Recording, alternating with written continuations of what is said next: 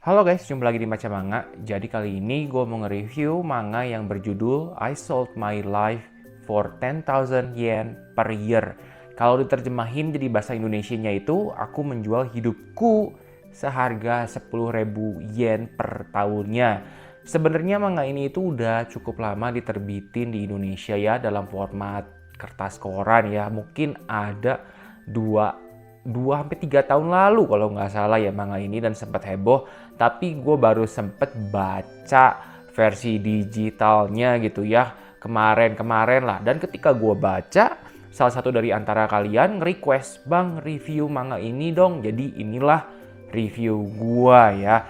Kalau mau diomongin ya dari masalah gambar, jujur mesti gue bilang gambar di manga ini nggak ada yang spesial ya. Karakternya itu bener-bener tipikal anime ya. Dibilang jelek ya enggak, tapi dibilang bagus juga kagak ya. Dan kebanyakan itu putih gitu latar belakangnya ya. Jadi kayak dialog gitulah, menekankan dialognya gitu. Nggak bisa gitu kayak gimana bagus kita kagum sama gambarnya, itu menurut gua enggak ya. Memang ada beberapa gambar yang oke, cuma itu sangat jarang banget ya.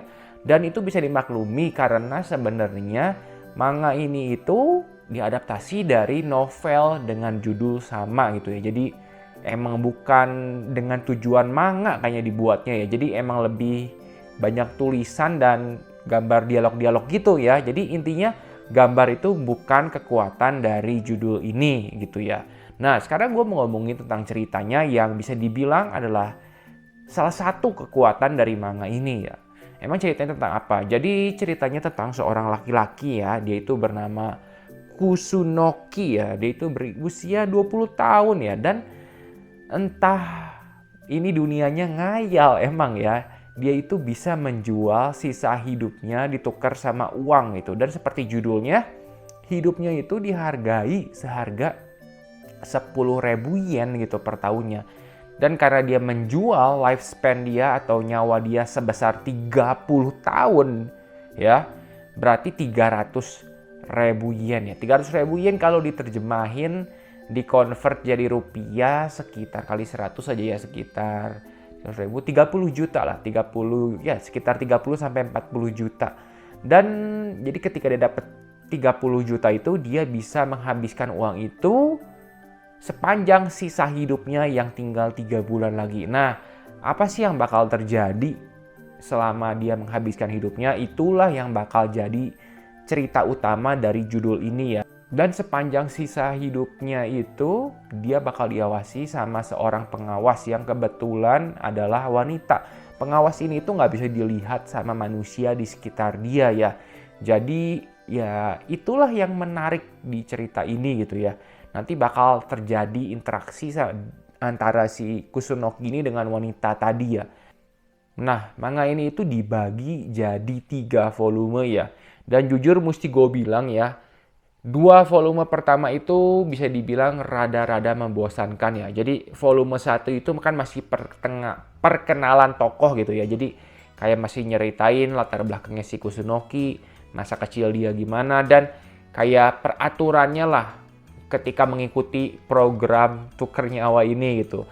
Di volume kedua ini dia kayak mencari gimana ya, mencari jati diri gitu ya, dengan menemui teman-teman lamanya gitu.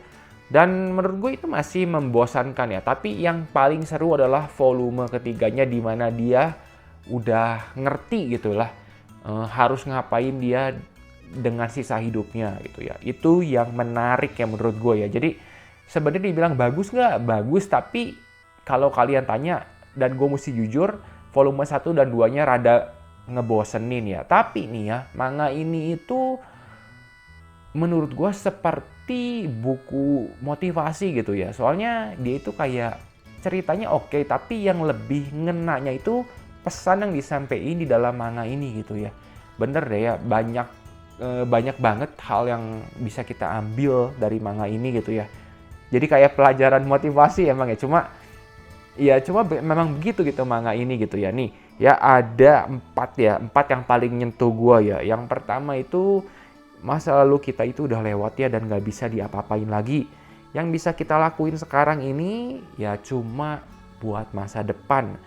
Memang kalau kalian dengar itu sangat-sangat klise abis ya. Itu apa sih? Itu kan umum banget. Ya emang bener. Tapi nanti kalian bakal lihat ya, nanti di volume 3 terutama ya, si main karakternya tadi ya, si Kusunoki itu bakal ngapain sama hidupnya, dan itu bakal jadi berkesan banget ya. Dan itu termasuk gue juga, gue sampai wow, sampai bener-bener perubahan si main karakter itu kerasa banget gitu. Dari cara dia melakukan hidupnya gitu ya. Itu mantap banget di volume 3. Nih, yang kedua itu, ya intinya itu kita cuma perlu ngelakuin apa yang bisa kita lakuin sekarang, ya. Dan lakuin itu sebaik mungkin gitu ya. Nggak usah mikir banyak gitu ya. Dan ini tuh nyambung ke poin yang ketiga ya. Manga ini tuh kayak realistis ya. Ketika kita ngelakuin itu semua pun, kita belum tentu dijamin bakal berhasil gitu. Tapi itu jadi titik awal baru di hidup kita. Itu bener deh. Disatuin itu sama ceritanya si main karakter di dalam manga ini, bener-bener sangat ngena banget ya, terutama buat gua gitu ya. Wow, ini si main karakternya mantep banget lah intinya. Dan nanti yang paling berkesan itu di poin yang terakhir ya, di deket-deket udah mau tamat gitu ya. Nanti intinya si main karakter tuh nyadar ketenaran, nama baik gitu ya, kekayaan itu nggak ada artinya gitu. Yang berarti itu cuma orang yang ada di dekat kita gitu, yang berpengaruh dalam hidup kita.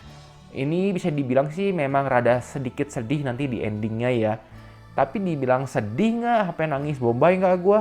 Nggak juga. Kenapa? Karena ceritanya ini itu, oke ya, mau gue kritik ini itu ngayal. Mana ada orang bisa jual sisa hidupnya diganti sama duit, kan nggak ada gitu ya. Dan ini berbeda dengan manga katakanlah Solanin gitu. Kalau Solanin itu bener-bener dari awal sampai akhir itu sangat relatable dan pelajaran hidupnya juga ada gitu ya. Dan mantep lah ceritanya gitu ya. Kalau Solanin itu nggak ngayal-ngayal, nggak muluk-muluk gitu ya. Kalau ini serasa ngehayal gitu. Jadi itulah yang ngebuat gua kurang bisa ngena gitu. Tapi walaupun kena juga gitu. Cuma dampaknya nggak ngeh kayak Solanin gitu. Gua harap kalian bisa ngerti ya apa yang mau gua sampai di sini. Jadi kesimpulannya manga ini itu nggak jelek sama sekali ya. Bisa dikatain ini oke banget. Cuma ya kekurangannya tadi udah gue sebut, gambarnya kurang. Terus volume 1 dan 2-nya itu rada ngebosenin ya. Volume 3-nya oke gitu ya. Dan saran gue sih kalau buat kalian ya yang mau mengkoleksi versi fisiknya, terutama versi Indonesia, gue nggak tahu ada versi FIS-nya atau apa, atau versi Inggris ya.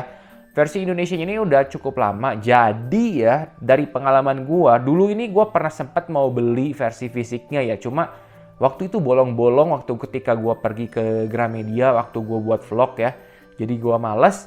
Dan kalau mau beli online sekarang sih masih ada yang paketnya lengkap ya, 1-3, cuma seperti yang udah gue sampein ke kalian dari jauh-jauh hari ya video gue sebelumnya, gue lagi ngerem nambahin judul baru ya, karena gila banget kalau gue mesti nambahin setiap judul komik yang gue baca gitu. Soalnya dan manga ini juga menurut gue kurang ngeh buat gue gitu. Gue bakal ngoleksi manga yang jelek banget buat gue. Itu intinya ya. Cuma ya begitu deh, intinya gue cuma bisa kasih manga ini skornya 7,5 dari 10 deh. Oke sih kalau kalian nanya ini dibaca nggak? Gue saranin sih ya baca aja, karena cuma 3 volume dan nggak bakal terlalu lama makan waktu gitu ya. Gitu. Ya segitu aja ya video review kali ini. Makasih udah nonton. Like video ini kalau kalian suka, dan juga jangan lupa subscribe biar nggak ketinggalan video review manga lainnya.